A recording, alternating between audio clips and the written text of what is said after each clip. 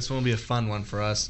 We're going to talk about these crazy tweets on Twitter that we find that may seem outrageous to us or just completely incredibly toxic. And I was kicked off Twitter. Adam was kicked off Twitter. So, yeah, my tweets were something else. So a lot of these are going to be Adam's tweets.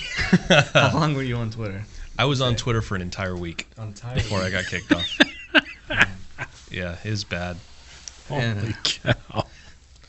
1 week, and I've been on there like 3 years and I haven't been kicked off. Well, I did get, I think I got censured one time or something. I don't remember. But anyways, this tweet, of course, if you know, it's been floating back around again. We've done an episode on it. We're going to talk about beards, okay, with this tweet. They come in all shapes and sizes. Some are curly, some are straight, some are bushy, some are patchy, but they're all God's gift to man. But not all preachers believe that, believe it or not. Yeah. And so here's the tweet that I saw, and we'll throw it across the screen for you guys. I'm going to read it to you guys, and this is what the tweet says. It says, "It seems to me a doctrinal shift has slithered into the IFB by the way of so-called harmless culture shift. When an IFB man embraces beards while insisting it's not a signally doesn't make sense. Okay, let me back up. Cut, edit, ready. When an IFB embraces beards while insisting it's not signaling a change in direction, or often their wives begin wearing pants confirming that it is a change in direction." Y'all want my hot take on this? Go ahead. Hit it. Anybody, whoever's got an active Twitter account, do me a favor. Go ahead and post this for me. Okay?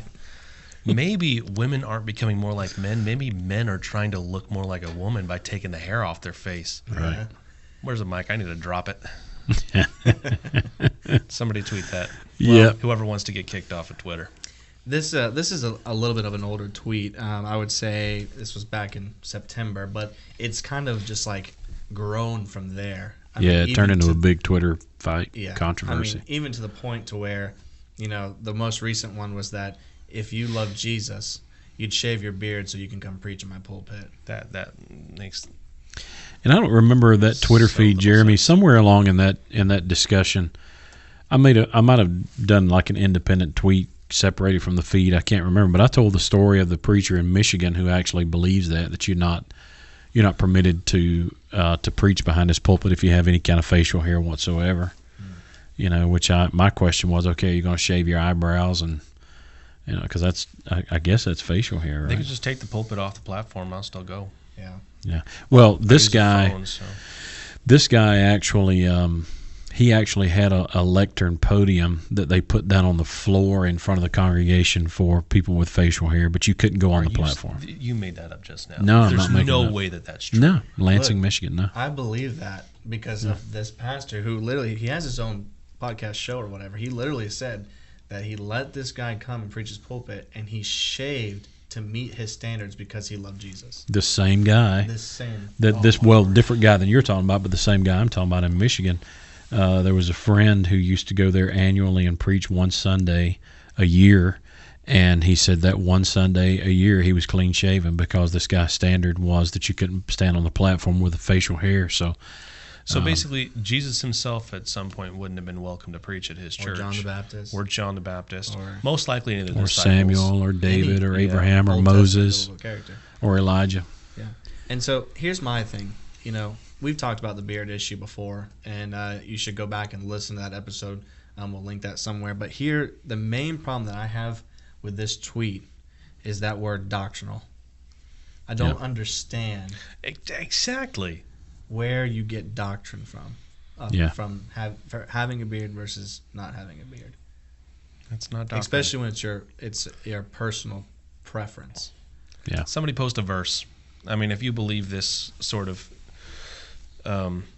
nonsense, then post a verse and tell us what verse indicates that men of God should not have beards. Yeah.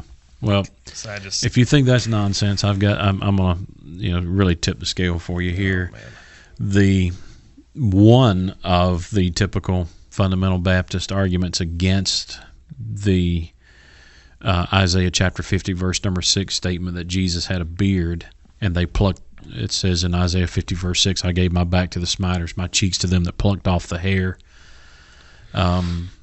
So obviously Jesus had a beard, but one of the ways that they explain that away is a very perverted explanation that it wasn't in fact facial hair that they were plucking off. And it's just outrageous that they would take this there, that they would go that direction. But there is a man who said, "Don't try to persuade me that my Lord had a beard. He did not have, and my Lord was not a hippie. He did not have a beard." And when reminding him of this passage, that's not what it's talking about. He said that's not what that's talking about. And he was a Jew. Yeah.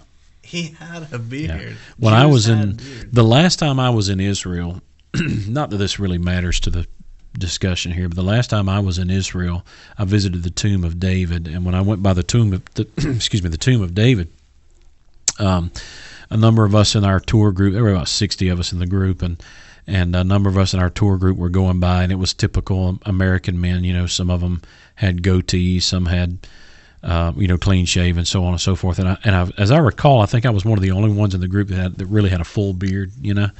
And when we got there, this little rabbi that was standing at the tomb of David, probably 5'2", 5'3", he came up and just grabbed hold of me and just embraced me and kissed me on my beard, right here on my cheek. And I was a little astonished by it and taken back. And of course, that's the culture there. And he stopped and prayed the blessing of David on my beard, and I asked him. I said, just out of curiosity, I said, these other guys here, they didn't get your prayer of blessing. He actually gave me a card with that prayer on it. It was really nice. And he said none of these guys had a beard, and so it is an outstanding cultural thing in the land of Israel, even today, among Jewish traditionalists, that a beard is a very important sign of dignity and distinguished behavior and maturity. Guys that get a rabbi to bless my beard. Got to do something, man. Yeah. But the same pastor tweeted this as well. Oh man! And it says, "As a little boy, I remember watching my dad shave, and I remember getting to put shaving cream on my face and using a razor with the cover still on and the shaving cream to shave the shaving cream off. To boys, shaving, and this may be a personal opinion, which I want to hear what you guys think.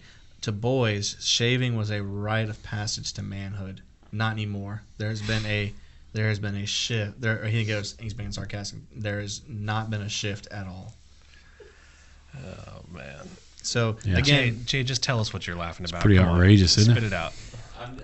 I'm just gonna come in on this side and say that I do have to shave. I have to shave under my beard, otherwise it's a neck beard. Yeah. I have to shave up here, otherwise I have lamb chops. So, I started shaving at 12 years old and have kept shaving since then. So anybody who says anything else in terms of, oh, shaving is a rite of passage, yeah, you're still shaving. If you don't, you look like John the Baptist. Yeah, or a Sasquatch. But and I do the same thing. I shave my neck and I kind of keep it clean as possible. But I don't know, man. These guys are. I think my response to that, I don't remember, Jeremy, if I responded specifically to that one, but I think my response to some of those was just, this is the textbook situation of making the traditions of men into doctrine. This is what Jesus called it. There's no spiritual connection between your facial hair and your spirituality. I can't make that connection. Yeah. No. That was the main part. I don't care whether you want to have a beard or not. What I don't agree, what I don't like, what I won't stand for is you claiming it's doctrine. Yeah. Okay. Because we're not doing that. I mean, we're not telling you you're not right with God if you don't have a beard. I'm going to say this: However, if I was going to make that argument, I could do it better than they could. Yeah. I would say this, and then we got to move to our main our passage today. But if you are so solely against, you are anti-beard, there's just no way you can convince me that you are pro-biblical masculinity. You just can't. You just can't tell me that. And so I'm on board with that. I'm on board with that statement. Yeah, it's just you can't convince me. So if you don't vote for him, toxic tweets. Boom. Toxic!